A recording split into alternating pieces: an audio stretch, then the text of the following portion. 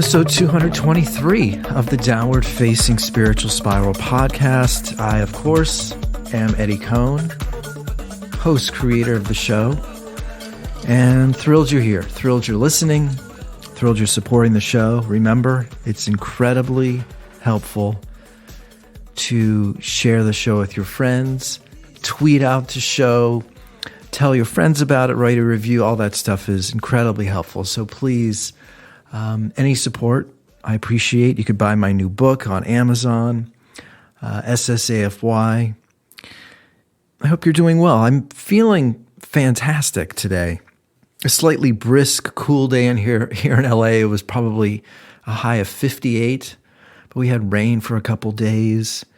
And whenever it rains in Los Angeles, the next day when it stopped raining, it's absolutely beautiful and clean, and you can see the mountains, and it's pretty glorious living out here, especially after the rain. And I've also just creatively been in such a zone with my songs. I'm writing a bunch of new music, and I've got a collection of about 15, 16 new songs that are slowly evolving out of the demo phase and sort of entering the real song phase. So it's exciting. Again, I sort of talk about this a lot on my show, but creativity. These songs probably won't see the light of day for minimum a year, possibly 2 years, because that's just sadly how long it takes for me to create. I'm excited to share these songs once they finally reach completion. But I have been thinking a lot about the Kyrie incident that's been happening over the last few weeks. Some of you may know that I love basketball. Some of you may have no idea that I love basketball, but I'm a huge basketball fan. And if you don't know Kyrie Irving, actually it's been going on the last week. Kyrie Irving used to play for the Cavs. And of course, I was thrilled that he hit a huge shot for the Cavaliers. And the Cavaliers ended up winning a championship about 5 years ago. And I've become intrigued by the reaction that our society has responded with based on a tweet that he tweeted out about 5-6 days ago. And I think much to the point of my show, there's so many points here that are relevant.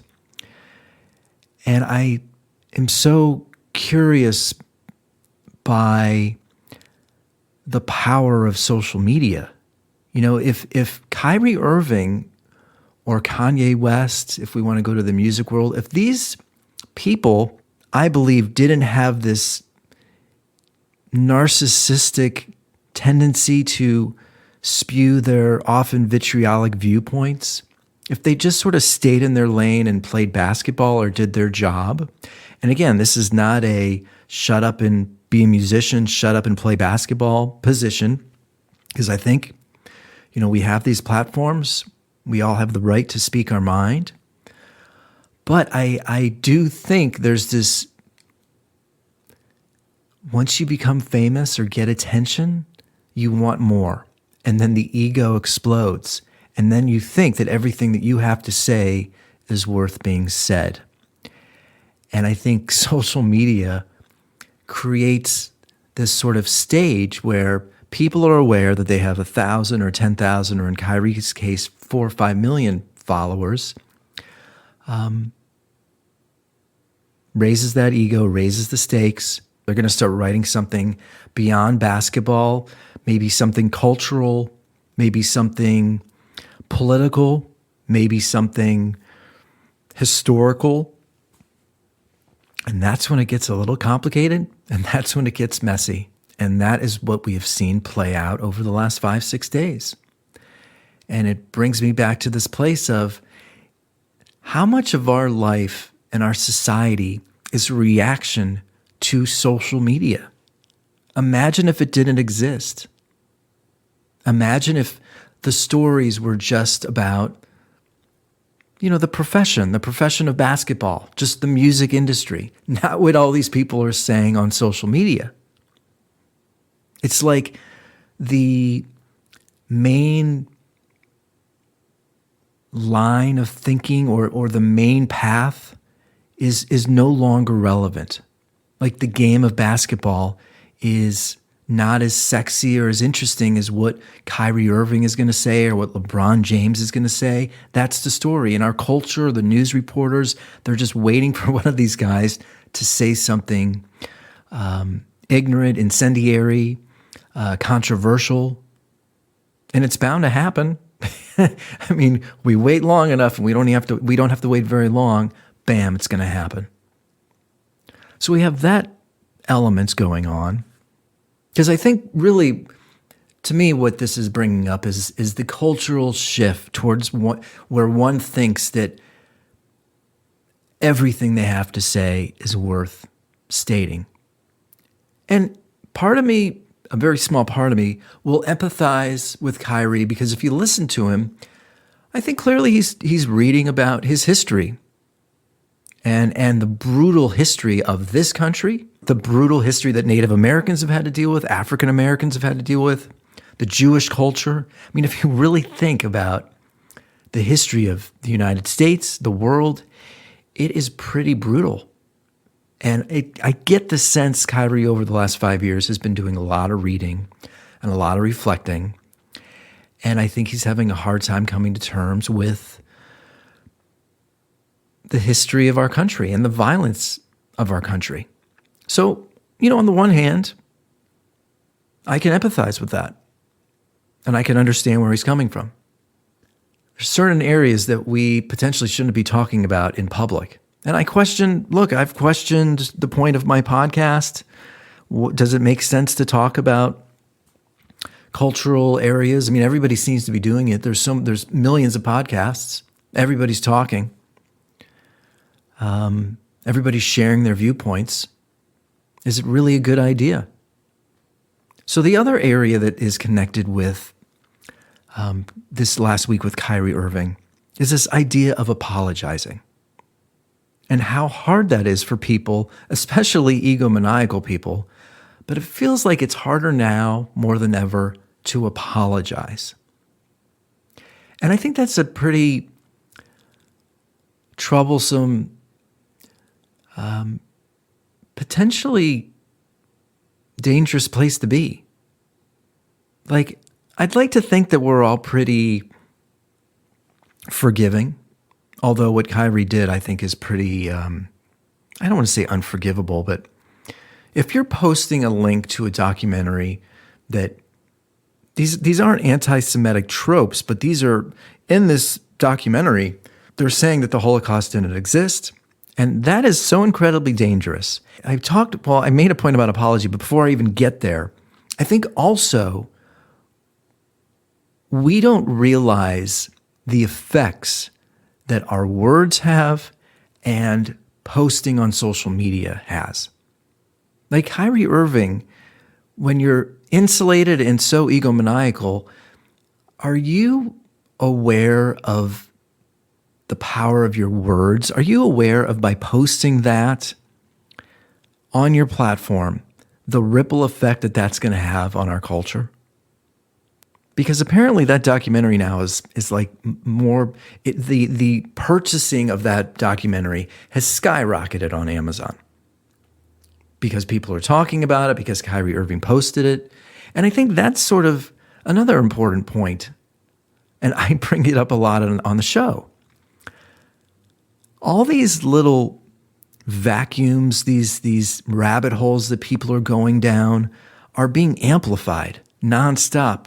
I mean, Mary and Jane down the street, God only knows what rabbit hole they're going down. And then Kyrie Irving created a whole other rabbit hole of anti-Semitism by posting what he posted a week ago. So 5 or 4 million of his followers, I mean, I don't know, maybe 5% of them go to Amazon and check out this documentary that he's writing about or posting about. And then how many of those people are then going to get influenced and start thinking that, oh, maybe the Holocaust never happened? I mean, all of this is just a major, it's an avalanche that just gets bigger and bigger and bigger. And I think it's the reason why our culture feels so chaotic. And we have these little firestorms happening everywhere. Now, I do think one way to put them out is to just simply apologize and to say, I'm sorry. And back to my point about from a few moments ago, that is so challenging for people to do. I think back to when Draymond Green, another basketball player, was caught on video about a month ago punching with great force one of his teammates in practice. And oddly, now again, I realize mano a mano, male energy in practice. I get the sense that probably a lot of fights are happening in practice, and we don't see them because they're not on videotape. But this was caught on tape. Draymond Green punching Jordan Poole in the face. Draymond, in his quote-unquote apology, idiotically says, well, the way it was edited makes it seem worse than it actually was, or, it wasn't in context. And it's sort of like, are you insane? And then he's not suspended. The Golden State Warriors don't suspend him in any way. This strange combination of our culture where it's like people can sort of do whatever they want. And the people that are doing these I don't want to say nefarious, but offensive acts or posting offensive material on Twitter, they're not apologizing. And it's I just watched Glenn Ross a couple of days ago, and Jack Lemmon, he steals some real estate leads. He doesn't apologize. But he gets in trouble and he's going to lose his job. It's so easy.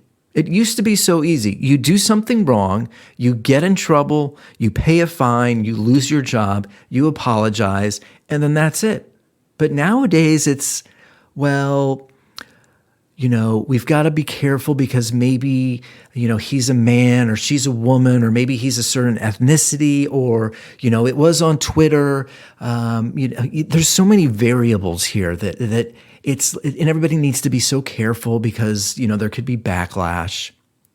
It's because everything's out in the open now. It's really bizarre. It's truly bizarre what's going on. And now it's sort of, I say to myself, well, no wonder there's so much chaos. Let me play this clip. Actually, I'm going to play a clip I'll play a clip from the Bill Maher podcast first. Then I'm going to play one from the Bill Simmons podcast.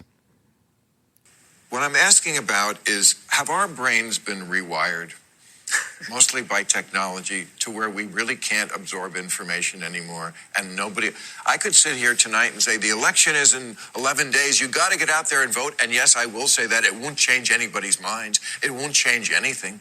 People are going to do what they've already decided they're going to do and what they all see on their own phones based on their own algorithms.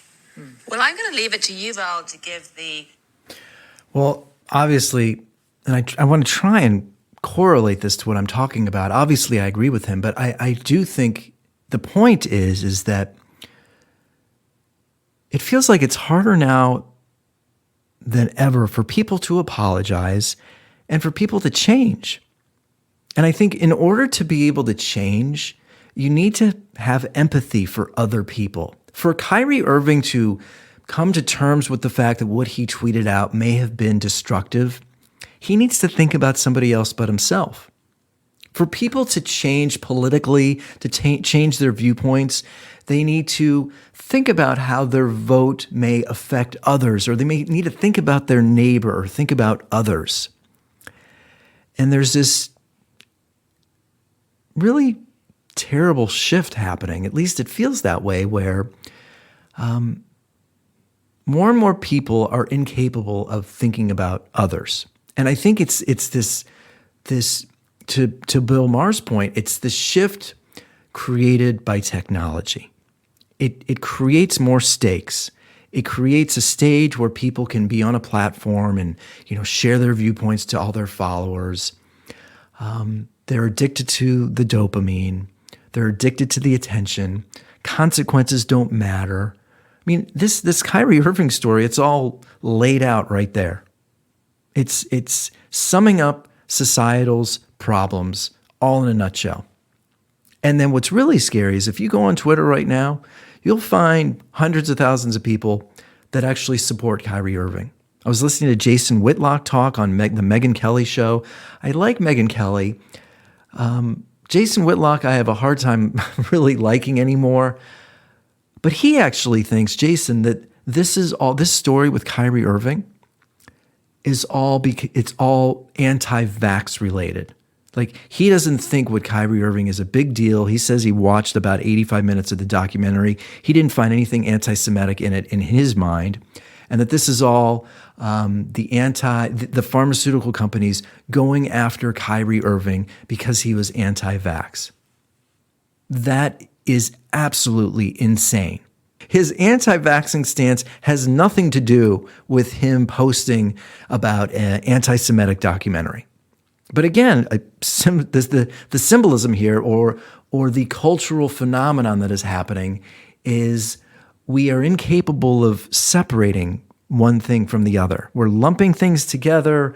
We're incapable of changing our minds. We're incapable of being empathetic.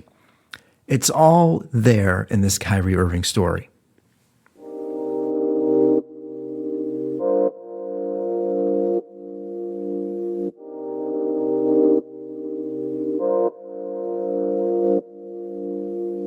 And I want to play a clip from the Bill Simmons podcast. I'm absolutely loving Bill Simmons' podcasts lately.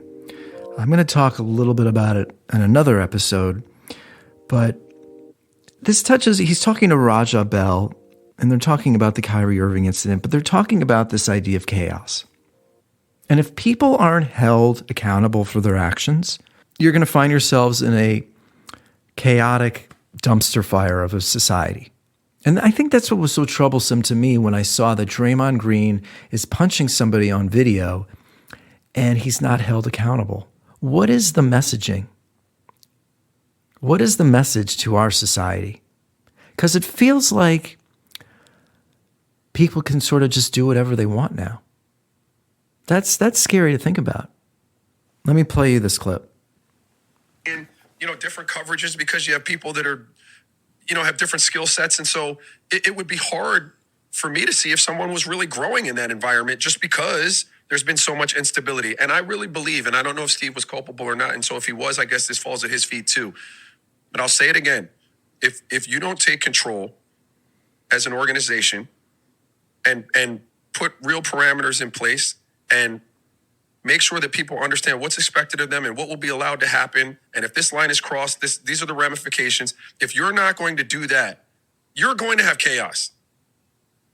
And they allowed chaos to thrive in Brooklyn. And if Steve, he's my guy, love him to death. If he was making some of those calls to let people off the hook and not hold them accountable, then I guess, he's culpable in that regard too. But I just know as a whole, that was a shit show. Two things need to happen in our society. People need to be held accountable, but we need to be comfortable apologizing. And here's a very important point. You may not be aware that you're hurting somebody's feelings. Like your intent, Kyrie Irving's intent when he posted that tweet, we'll never know. But I'd like to think he didn't want to hurt people's feelings. I go about my day. I don't want to hurt people's feelings.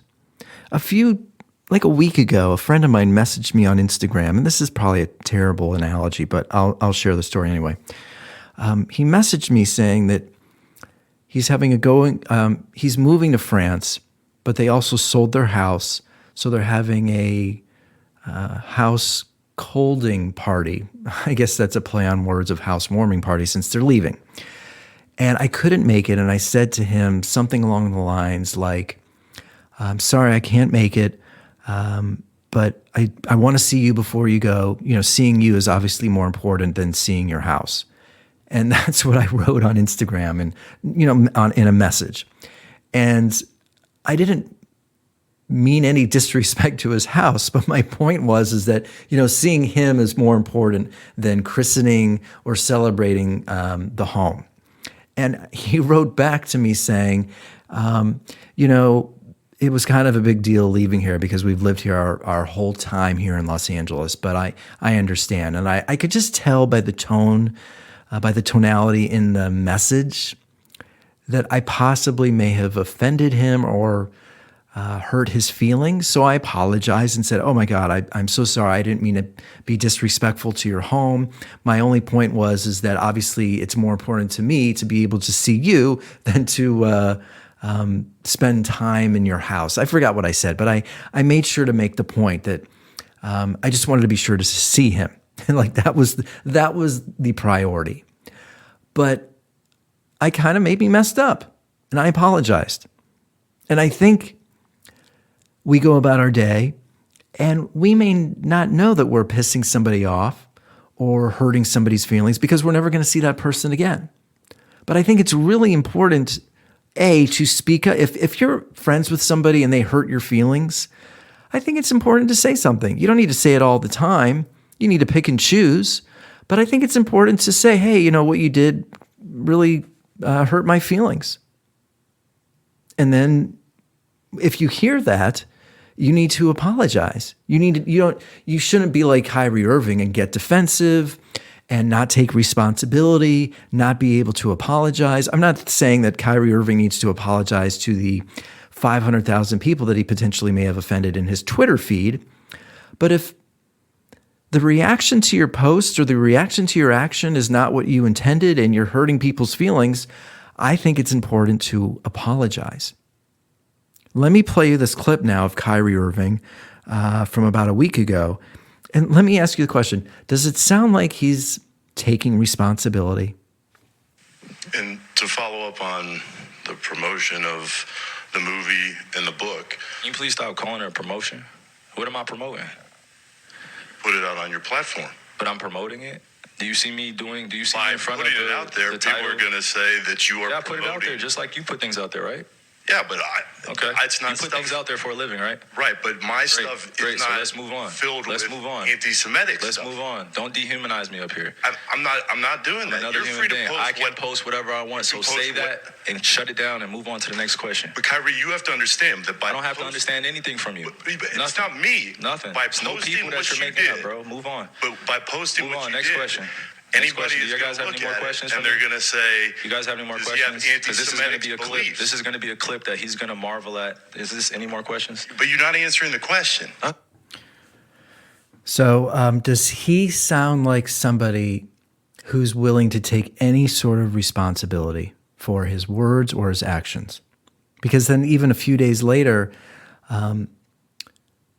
they ask him about apologizing, and he can't say it. He finally says, "I'm sorry," I think like a day or two after that. But it takes like 5-6 days for him to get there.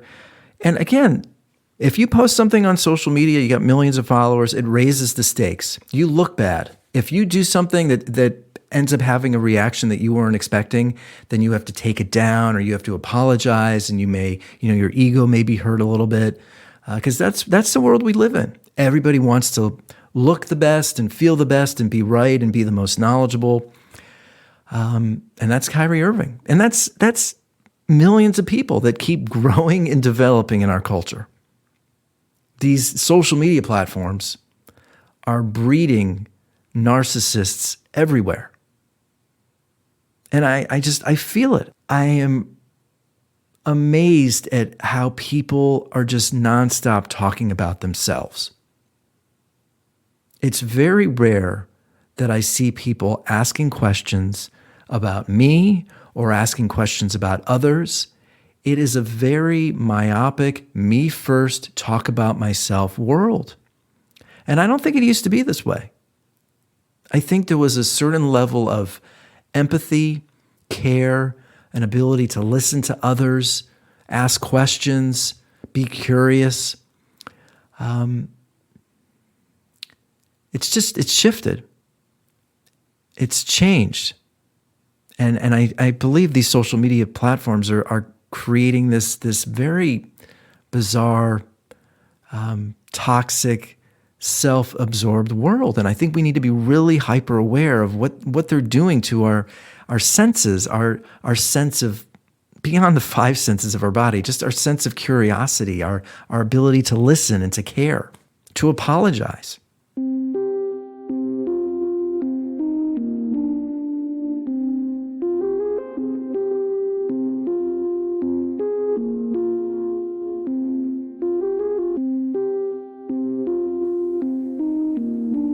going to read just a couple articles for you, and then I'll let you go. This is from Jesse Washington from Andscape. This is great. His behavior is no longer quirky, eccentric, or even bizarre. It's dangerous. On Saturday night, Brooklyn Nets guard Irving refused all accountability for posting a link to a movie and book that spreads vicious lies about Jewish people. Instead of apologizing or just avoiding the question, he became combative and defiant. Then came the scariest statement Irving has made to date. I'm only going to get stronger because I'm not alone. I have a whole army around me, he said. This warlike imagery comes almost 4 years to the day after Jewish people were killed by a gunman who invaded the Tree of Life synagogue in Pittsburgh. No, Irving did not explicitly call for violence and has said nothing to indicate he would go that far. He doesn't have to. There are too many disturbed people out there who are willing to kill, who consider themselves foot soldiers in an army fighting threats that exist only in their own twisted minds. By posting a link to a book that falsely paints Jewish people as the enemy, Irving could be giving ammunition to the next killer. And even without bloodshed, all of society suffers when prominent people encourage the falsehood that one group, just because of its ancestry, is inherently sinister or dangerous. We as Black people should know that better than anyone. Posting a link to this type of material does harm people. It reinforces an ancient ignorance that continues to inflict misery on countless people today. Just ask the Jewish kids who endure taunts about the Holocaust in school, or the Jewish families whose homes have been defaced with swastikas. See, that's the thing. It's like, you know, I've sort of, I don't want to say I've mimicked or joked about how words are violence, because yes, it's very clear. Words are not the same as pulling out a gun and shooting somebody, but words lead to violence. Posting this type of material leads to people reading about this book that Kyrie is posting about, which then can encourage violence.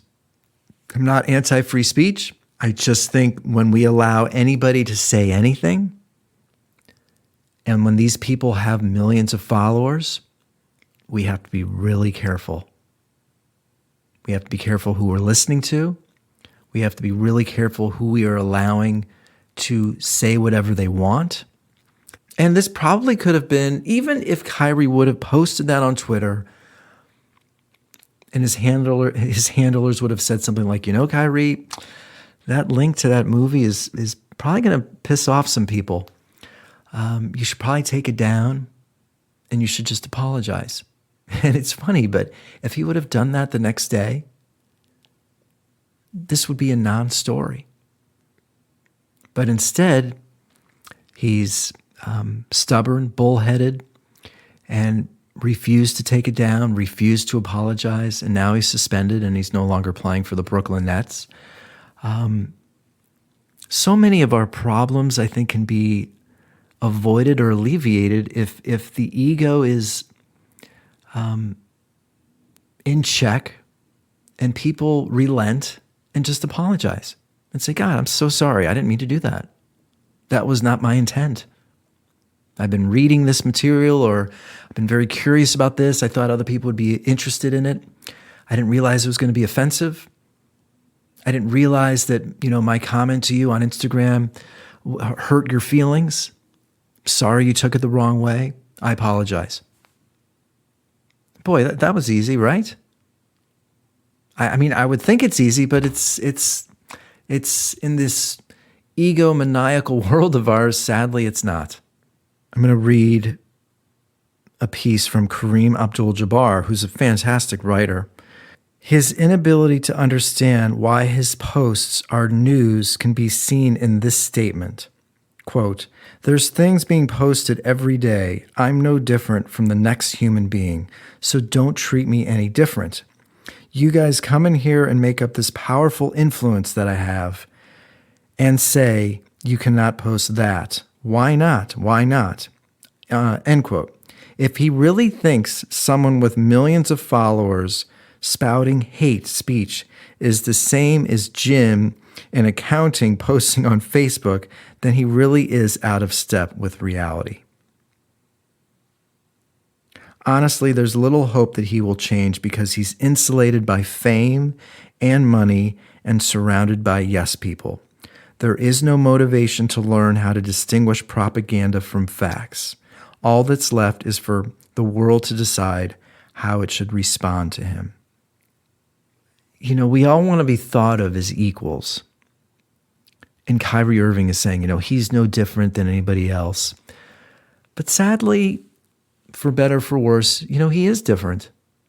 His skill in basketball has allowed him to create a huge following. People really admire the way that he plays basketball. But then it sort of blossoms and extends out from just basketball. Kyrie Irving, I think, much like a lot of people, wants to get more attention. He wants to be looked at probably not just as a basketball player. He wants to be thought of as a thinker, a free thinker, a leader, a philosopher. But he's incredibly naive to think that his platform doesn't have more of an impact on the world than Jim or John, as Kareem says, as Jim and John who may work in accounting at Taco Bell. I think, foolishly lionize actors and sports athletes, and I think they need to be trained on a bit of responsibility, being more responsible in their tweets and the way they communicate, because you post a link to an anti-Semitic film to 5 million people. What is the ripple effect on our society? That's scary to think about. But I think that type of behavior is going on every day. I mean, it's great to think that we can all go on YouTube and learn a new craft, but what other bizarre, strange, potentially toxic and destructive rabbit holes are these platforms leading us down? What destructive platform or rabbit hole is Kyrie Irving leading millions of people down? Twitter takes Donald Trump off of Twitter. Should they take Kyrie Irving off?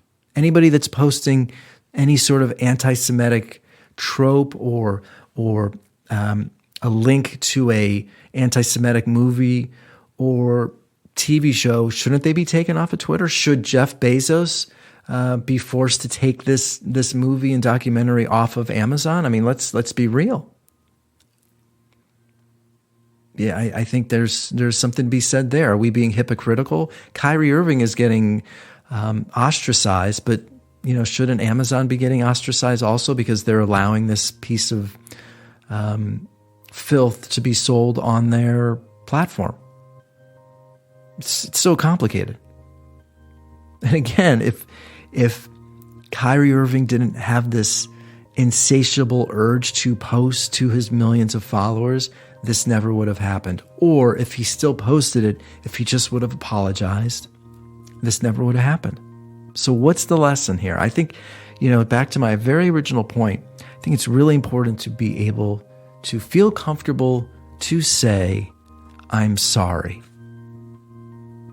I'm sorry. I screwed up. I didn't mean to hurt your feelings. That was not my intent. That has to be easy to say, or at least easier. I know it's not always easy to say I'm sorry, but we need to somehow make that those words easier to say. I'll leave you with that for this week.